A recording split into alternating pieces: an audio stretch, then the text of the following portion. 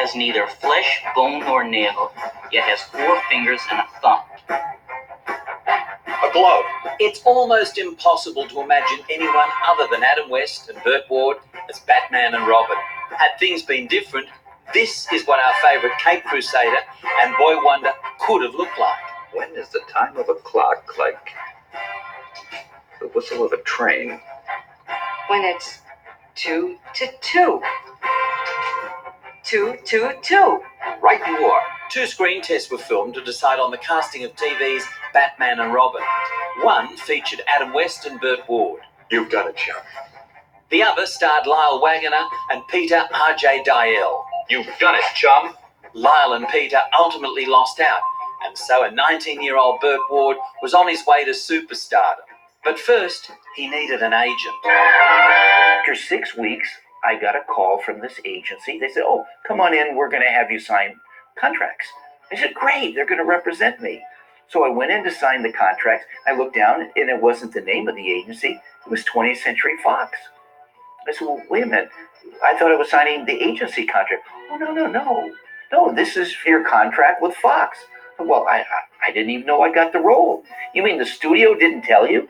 "No. And the studio thought that the agents had told me." So I actually, of the 6 weeks, for 4 weeks, I had the role without knowing about it. In this rare interview, Batman executive producer William Dozier reveals the moment he knew he'd found his perfect Boy Wonder. The boy, Burt Ward, had never done anything before. And the moment he walked into this office, I knew he was Robin, because he had that gee whiz, Mr. Dozier, approach right off the bat that couldn't be duplicated. When you saw things like me hitting my fist together, that was just something I did. It wasn't something they designed. Jumping over the door to get into the Batmobile instead of opening the door. That was you. That was me. I just did. I just thought it'd be cool to do it. On his first day of filming, Burt was asked to hop into the famous Batmobile to shoot that iconic opening scene. And he was surprised to see someone other than Adam West in the driver's seat. I say, "Excuse me, are you Adam?" And he said, No, my name's Hubie." "Why are you here dressed like Batman?" He said, "Because I'm a stuntman. This is a very dangerous stunt, and the studio doesn't want to take a chance of Adam West getting hurt." I said, "Yeah, but if you got a stuntman for Adam, why don't you have a stuntman for me?" "Oh, we do." "Oh, okay. Well, where is he?" "Oh, he's over having coffee with Adam West." "Well, no, wait a minute. If I'm doing the scene and it's dangerous, why isn't my stuntman here?" "Because we can't use him." "Oh, why can't you use him?" "He doesn't look like you." "Why would you hire somebody to be my stuntman if they don't look like me?" Burt quickly learned that playing Robin could be hazardous to his health. Where we come out of the Batcave, make a sharp turn, and the sign goes down, and the car races off to Gotham City. As we made that sharp left turn, my door flew open. And as I started to go out, and I managed, I'm totally lucky, to catch the gear shift knob with my little finger and kept me from falling out. And it pulled my finger out of joint. I said, "Oh, Burt, we got to get you to, emergency hospital." I said, okay. Well, where do I go?" "Oh, you can't leave now." "What do you mean?" "We haven't got the shot." I waited until noon till they got the shot before I go to the hospital. That was the first of 4 consecutive days he spent in a hospital's emergency ward. And his visits raised serious questions with the doctors. I'd never been to an emergency hospital in my life. All of these things are just happening to me because I'm trying to do this television show. Riddler, you fiend! There was that famous scene with Batman rescuing Robin from the Riddler. You know something's not right when at 8 o'clock in the morning you're tied down on a table, and as the special effects guys pass you with the explosive, you smell liquor on their breath. That is a bad sign. Don't you know that crime never pays? The special effects guys, in their infinite wisdom, used 2 half sticks of dynamite. Hey! Holy smoke! This thing goes off, and I see this 2x4 come down, hit me right on the nose, broke my nose. That hurt. All right, it hurt. Now let's be frank, our Cape Crusaders would be nothing without their undies on the outside outfits. I call them my python pants because they nearly strangled me to death. But everything was horrible. The Catholic Legion of Decency said that bulge in Robin's tights is not acceptable. So they came down with, oh my gosh, every contraption, penal restraints. They had everything you can imagine. And they found a solution, okay? And that was? They found a doctor who had these special shrinking pills. Oh, you're making this Oh, up. I'm not. Really? I took those pills for like 3 days. And they shrunk you what not? Well, I don't know how much it affected me, but all I can tell you is I was so worried that it might make me sterile, that I couldn't have children or something. So I stopped taking the pills, and I just used my cape to cover. With fame came the groupies, and lots of them. Burt said he and Adam were both wild womanizers, and there were plenty of tales of rampant sex on the set, even during their lunch breaks. First of all, this was the 60s. Of course. This is a different world. Things than swung happening. then, didn't This they? was the flower children and the love and all of this stuff. And it was a period of time when both Adam and I were single. I mean, so Sure. and you know, but we had a lot of fans. I mean, crazy. And they were amorous fans. Oh, beyond anything you can imagine. And there was some mystique about the idea of doing something with a superhero. While Adam and Burt were stars of the show, audiences also tuned in for the villains. From Cesar Romero as the Joker, This the man knew every line, never made a mistake.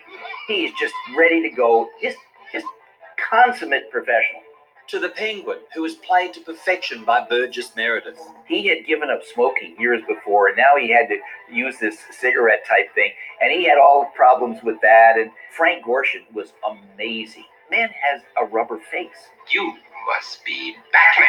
I remember when Vincent Price came on the set. Egghead, you know. He and Adam played a terrible joke on me. Egghead has got Robin in a neck hold. Batman breaks in. He says, unhand him, you know, and he takes an egg and he breaks it on my head. And they have this dialogue, and between each thing that they say, he breaks another egg on my head. Well, they thought it would be hilarious if they screwed up their lines for like maybe 4 or 5 takes. And just I kept had like cracking eggs. 17 eggs broken on my head. And let me tell you something, that actually hurts after a while. 3 incredible women slipped into the Catwoman's skin-tight catsuit. And there was one of the trio that, for Burt, stood out. What's Robin doing with Catwoman? There was the wonderful Julie Newmar. Right. Was she great fun to work with? Yes, very different person.